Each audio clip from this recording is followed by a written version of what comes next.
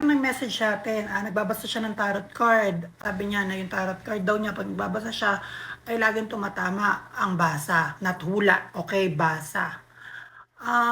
Sabi niya bakit daw sumasama yung pakiramdam niya, okey? Yan ang dahilan kung bakit hindi na tayo nagbabasa ng tarot card. Ang last nating binasahan ay si Miss Lars Pacheco.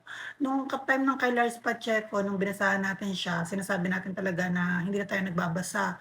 Pinromote pa tayo ni Miss Lars, sinabi pa niya sa page niya mismo, dinagsa tayong mga tao pero wala na talaga ako kung paano magbasa. Meron tayong tutorial kung paano magbasa sa TikTok, sa Facebook, pero kaya natin itinuro yan para matutunan ng mga tao, hindi para sila yung magkasakit ha, dahil ayoko na po talaga magbasa. Actually, ay ang pagta-tarot card, napakalakas magbasa niyan, depende yan sa tao depende yan sa frequency ng tao, gano'n siya kalakas. So since power natin ang dreams, hindi naman totally power 'no, nakakaintindi lang tayo ng panaginip. Since nakakaintindi tayo ng mga panaginip, nakakapag-describe tayo ng panaginip, panaginipin tayo, feeling natin para sa atin 'yan. So nung tinry natin, ayun nagtuloy-tuloy. At yung pagkakasakit ay tuloy-tuloy na rin hanggang umabot na ng anxiety. So pati yung anak ko nagkakasakit, mga tao sa bahay lahat nagkakasakit.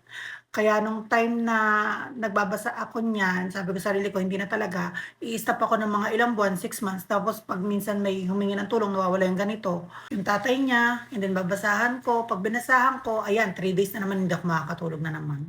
So ganyung eksena sa akin, hindi talaga ako nakakatulog hanggang magkasakit ako ng magkasakit.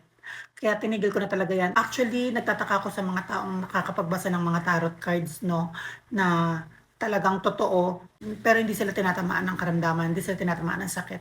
Hindi ko alam kung paano nila ginagawa yan. Sabi sa'king albularyo na meron daw silang mga like mga agimat, mga pangontra, like mga santo. Ang nakasanayan ko kasing reliyon, since hindi naman ako doon sa reliyon na yun, pero nandun pa rin yung faith ko, is walang ganon. So, hindi siya sa akin obra. Kahit magganon ako, hindi naman ako, kung kulang naman ako sa faith doon sa kagamitan ng mga ganon, hindi naman tatalab sa akin yan. Kaya mas pinili kong mag-stop. Kung sa tutuusin lang ha, malakas ang income ng pagtatarot. Pero ako kasi nung ginawa ko 'yan, ayoko talaga magpabayad. Dahil naniniwala ako na mababawasan yung power, yung pagbasa kapag nagpapabayad ako. Ewan ko yung iba bakit nagpapabayad at malakas pa rin ang power at hindi tinatamaan ng sakit. Hindi ko alam kung anong merong agimat meron sila 'no. So sa message nito, yes po, para sa akin, kapag napaka-accurate ng binabasahan mo, kapag napaka-stressful, grabeng eksena ng binabasahan mo, hindi siya light lang, napaka-heavy niya, sakit ang balik sa atin. Gano'n ang pagbabasa ng tarot card para sa akin.